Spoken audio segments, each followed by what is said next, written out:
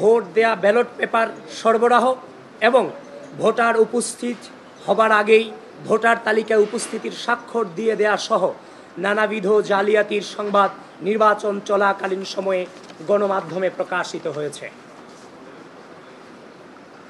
বিভিন্ন কেন্দ্রে ভোটার উপস্থিতি ও ভোট প্রদানের হার অসামঞ্জস্যতা পরিলক্ষিত হওয়ায় বাংলাদেশ জাতীয়তাবাদী ছাত্রদল সমর্থিত প্যানেলের প্রার্থীরা সহ অধিকাংশ প্যানেল এবং একাধিক স্বতন্ত্র প্রার্থী ইতিমধ্যেই ভোটার উপস্থিতির তালিকা এবং ভোট কেন্দ্রের সিসিটিভি ফুটেজ চেয়ে ঢাকা বিশ্ববিদ্যালয় প্রশাসন বরাবর আবেদন করেছেন, কিন্তু ঢাবি প্রশাসন সে বিষয়ে বারবার আশ্বাস দিলেও কার্যকর কোনো পদক্ষেপ গ্রহণ না করে কালক্ষেপণ করে চলেছেন।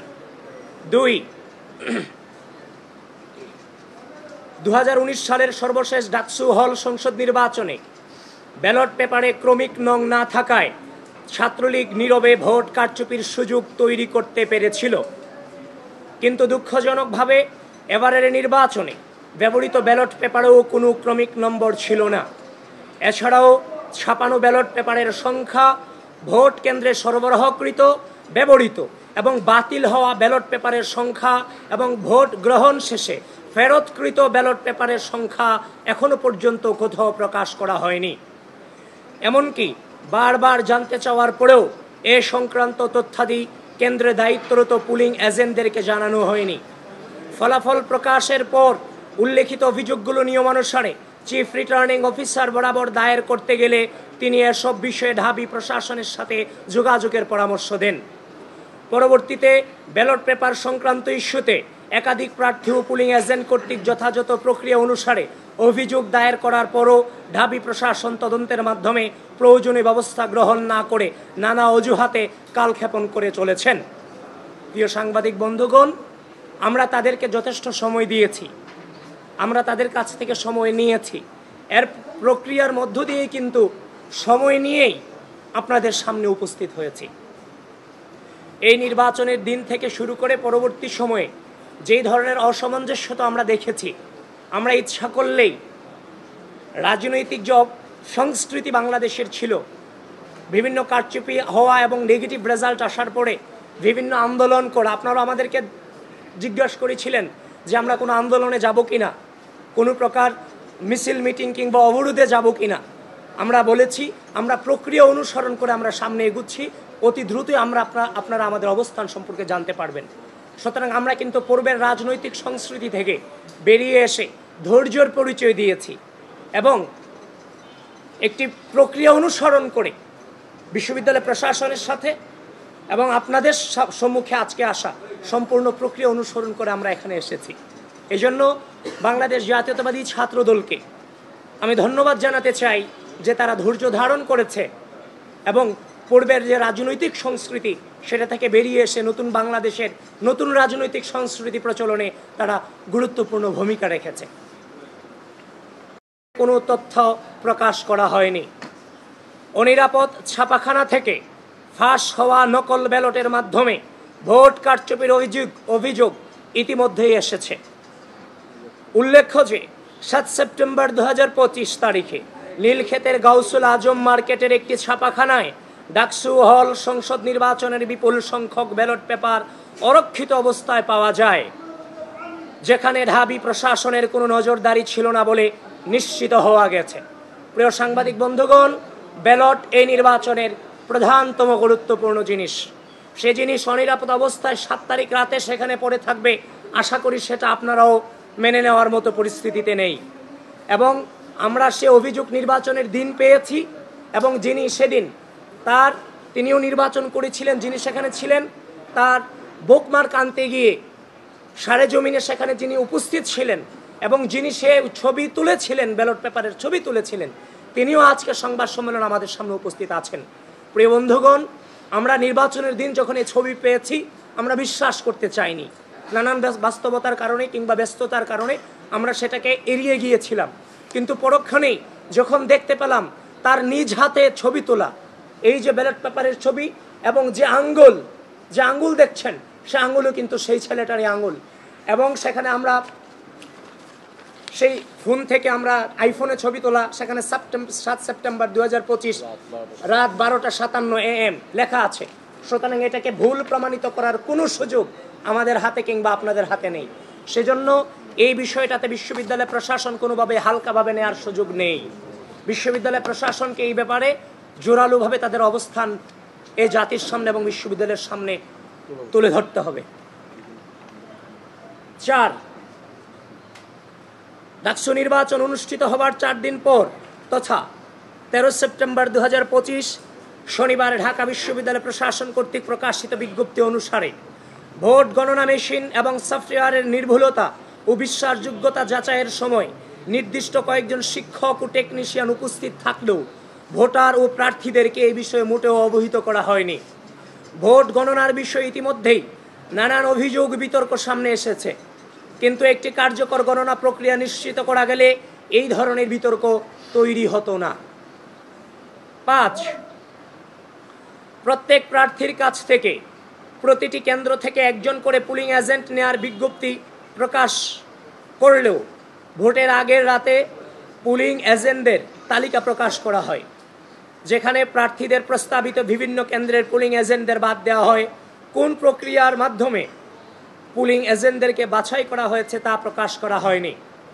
6, ভোট গ্রহণের আগে পুলিং এজেন্টদেরকে আইডি কার্ড সরবরাহ করার কথা থাকলেও তা যথাসময়ে সরবরাহ করা হয়নি, যার কারণে অনেক পুলিং এজেন্ট যথাসময়ে ভোট কেন্দ্রের সম্মুখে উপস্থিত হয়েও ভোট কেন্দ্রে প্রবেশ করতে পারেনি এবং অনেক ভোট কেন্দ্রে পুলিং এজেন্টের অনুপস্থিতিতে পক্ষপাত দুষ্ট অবস্থায় ভোট গ্রহণ শুরু হয়।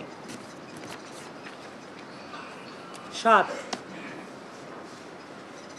একটি নির্দিষ্ট প্যানেল বাদে সকল প্রার্থী ও প্যানেলকে জানানো হয়েছিল যে 8টি ভোট কেন্দ্রে ভোট গ্রহণ হবে, কিন্তু ভোট গ্রহণের দিন দেখা যায় যে 8টি ভোটিং এরিয়ায় মোট 18টি ভোট কেন্দ্রে ভোট গ্রহণ করা হচ্ছে, যে কারণে ওই নির্দিষ্ট প্যানেল ব্যতীত আর কোনো প্রার্থী বা প্যানেল 18টি কেন্দ্র অনুসারে পুলিং এজেন্ট নিয়োগ করতে পারেনি। 8, ডাকসু হল সংসদ নির্বাচনে কোন প্রক্রিয়া অনুসরণ করে পুলিং অফিসার নিয়োগ দেওয়া হয়েছে সে বিষয়ে অস্পষ্টতা রয়েছে। চিফ রিটার্নিং অফিসার কর্তৃক পুলিং কোনো তথ্য প্রকাশ করা হয়নি। অনিরাপদ ছাপাখানা থেকে ফাঁস হওয়া নকল ব্যালটের মাধ্যমে ভোট কারচুপির অভিযোগ ইতিমধ্যেই এসেছে। উল্লেখ্য যে 7 সেপ্টেম্বর 2025 তারিখে নীলক্ষেতের গাউসুল আজম মার্কেটের একটি ছাপাখানায় ডাকসু হল সংসদ নির্বাচনের বিপুল সংখ্যক ব্যালট পেপার অরক্ষিত অবস্থায় পাওয়া যায়, যেখানে ঢাবি প্রশাসনের কোনো নজরদারি ছিল না বলে নিশ্চিত হওয়া গেছে। প্রিয় সাংবাদিক বন্ধুগণ, ব্যালট কোনো তথ্য এমন দাঁড়িয়েছে নির্বাচনে অস্বচ্ছ ব্যালট বাক্স ব্যবহার করার কারণে অনুরোধ করলেও তারা কোনো কার্যকর পদক্ষেপ নেননি। বিশ্ববিদ্যালয় প্রশাসন আবারও আমাদের যেটা নির্বাচনকে প্রভাবিত করেছে, ইতিমধ্যে আমি যেগুলো বলেছি কোনো অস্পষ্ট এখানে কিছুই ছিল না। তাছাড়া ঘোরতর যে অভিযোগটা, ঢাকা বিশ্ববিদ্যালয়ের ব্যালট পেপারকে আপনি কোনোভাবেই গাউসুল আজমের নিচতলায় অরক্ষিত অবস্থায় রাখতে পারেন কিনা সে প্রশ্ন আপনাদের মধ্য দিয়ে বিশ্ববিদ্যালয়কে এবং গোটা জাতিকে, ঢাকা বিশ্ববিদ্যালয় প্রশাসনকে আমি করছি। এবং কোনো ক্রমিক নম্বর এই ব্যালট পেপারে ছিল না, এবং এই যিনি আছে যে এই ব্যালট পেপার ওইখানে অরক্ষিত অবস্থায় থেকেছে, সেখানে সিসি ফুটেজ আছে, সেগুলোকেও আপনারা কালেক্ট করেন। কারণ ক্রমিক নম্বর না থাকায়, ব্যালট পেপার অরক্ষিত অবস্থায় থাকায় ভোটের উপস্থিতি এবং ভোটারদের উপস্থিতি এবং ভোট করার হারের যে অসামঞ্জস্যতা, সব কিছু মিলিয়ে অবশ্যই আমরা কারচুপির দৃষ্টান্ত তো অনেকটা দিয়েই দিয়েছি, বাকিটা বের করার দায়িত্ব আপনাদের।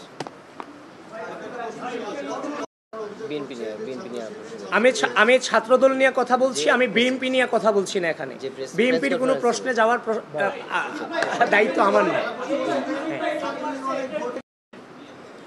দেখেন, পরের দিন আসার কথা যেটা বলেছেন, এখন আমি যদি কোনো জিনিসে প্রপারলি তদন্ত ছাড়া আপনার সামনে আসি, এটা কি কোনোভাবে আপনিও মেনে নেবেন? আপনি কিন্তু মেনে নেবেন না। আমরা যথাযথ প্রক্রিয়ার মধ্য দিয়ে এটাকে যাচাই বাছাই করার চেষ্টা করেছি। আমরা যেই ফোন দিয়ে ছবি তুলেছে, সেই ফোনের যিনি তুলেছেন তার কাছে আমরা গিয়েছি। সেখানে গিয়ে সেখানকার ডেট, ফরেন্সিক যে তথ্যাদি, আমরা সবগুলোকে যাচাই বাছাই করে আমরা নিশ্চিত হয়েছি এই ছবি এবং ওখানে ব্যালট পেপার থাকা নিয়ে কোনো সন্দেহ আর নাই আমাদের মাঝে। এবং আমি তো আপনাকে শুরুতে বলেছি, যদি নির্বাচনের পরদিন আমরা আন্দোলন সংগ্রাম অবরোধে নামতাম, তাহলে আগের যে রাজনৈতিক কালচার সেখানে আমরা ফিরে যেতাম। আমরা কিন্তু সেই জায়গাটাতে স্যাক্রিফাইস করেছি, নতুন রাজনৈতিক সংস্কৃতি প্রচলনে আমরা ভূমিকা রেখেছি। সেজন্য আমি আমার প্যানেলকে এবং বাংলাদেশ জাতীয়তাবাদী ছাত্রদলকে আমি ধন্যবাদ জানাই যে তারা সুস্থ রাজনীতি প্রচলনে যথেষ্ট সহনশীলতার পরিচয় দিয়েছে। সুতরাং আমরা যথাযথ প্রক্রিয়া, আমরা বিশ্ববিদ্যালয় প্রশাসনের কাছে গিয়েছি, ফোন করেছি, তারা বারবার কালক্ষেপণ করে গেছেন। এখন আপনারা বলবেন, যখন আপনাদের সামনে আসবো আপনারা বলবেন আপনারা বিশ্ববিদ্যালয় প্রশাসনের কাছে গিয়েছেন কিনা। তো আমরা বিশ্ববিদ্যালয় প্রশাসনের কাছে গিয়েছি, সকল প্রকার নিয়ম আমরা মেনেছি। যখন দেখছি কালক্ষেপণ হচ্ছে তখন আমরা মনে করেছি যে আপনাদেরকে এগুলো জানানো প্রয়োজন, যারই ফলশ্রুতিতে আপনাদের সামনে এসেছি। আপনারা এই বিষয়টা নিয়ে বৃহত্তর ইনভেস্টিগেশন করুন। দেখেন, আমাদের যে দায়িত্ব ছিল, আমরা প্রার্থী হিসেবে যে অসঙ্গতিগুলো পেয়েছিলাম, প্রার্থী হিসেবে যেমন আমার দায়িত্ব, ঢাকা বিশ্ববিদ্যালয়ের ভোটার হিসেবে একজন ঢাকা বিশ্ববিদ্যালয়ের শিক্ষার্থীদের একজন ভোটার হিসেবে তারও দায়িত্ব আছে। সুতরাং আমরা প্রার্থীরাই শুধু অভিযোগ করে যাব ব্যাপারটা চাইনি। আমরা চাচ্ছিলাম আমাদের যে অভিযোগগুলো অবশ্যই সেগুলো ঘটেছে, যেহেতু সাধারণ শিক্ষার্থীরা ভোটাররা সেগুলো নিয়ে আওয়াজ তুলবেন। ইতিমধ্যেই বিভিন্ন প্যানেলের প্রার্থীরা এবং ভোটাররা কিন্তু আওয়াজ তুলেছেন। তো তারই ফলশ্রুতিতে আমরা সুস্থ রাজনৈতিক চর্চার মধ্য দিয়ে আমরা আমাদের অবস্থান স্পষ্ট করেছি। আমরা আশা রাখছি ঢাকা বিশ্ববিদ্যালয় প্রশাসন এই বিষয়গুলো নিয়ে পুঙ্খানুপুঙ্খভাবে তাদের অবস্থান ক্লিয়ার করবে এবং আপনারাও সেই জিনিসগুলো ইনভেস্টিগেশনে নামবেন এবং পরবর্তী কর্মসূচি কি হবে সেটা আপনাদেরকে পরবর্তীতে আমরা জানাবো, কিন্তু সেটা সুস্থ রাজনৈতিক সংস্কৃতিকে ধারণ করি। শোনেন, আমি বলি, ফলাফল প্রত্যাখ্যান কি প্রত্যাখ্যান না, তার চেয়ে বড় কথা হচ্ছে 2019 সালের যে ডাকসু নির্বাচন হয়েছে, 19 সালে ডাকসু নির্বাচন হয়েছে, সে নির্বাচনকে নিয়েও কিন্তু এখন পর্যালোচনা হচ্ছে। সুতরাং 2025 সালে ডাকসু নির্বাচন হয়েছে, যে অসঙ্গতি এবং অনিয়ম এবং কারচুপির অভিযোগ এসেছে সেগুলো নিয়েও পর্যালোচনা চলতে থাকবে, যতক্ষণ না পর্যন্ত সুষ্ঠু নির্বাচন এবং প্রশাসন তার অবস্থান ক্লিয়ার করতে না পারবে বিষয়গুলো নিয়ে। এই নির্বাচনকে তো আমাদের জায়গা থেকে বৈধতা দেওয়ার কোনো সুযোগ নেই। ছবি তুলেছেন, আমি তাকে কথা বলার জন্য আহ্বান জানাচ্ছি। উৎস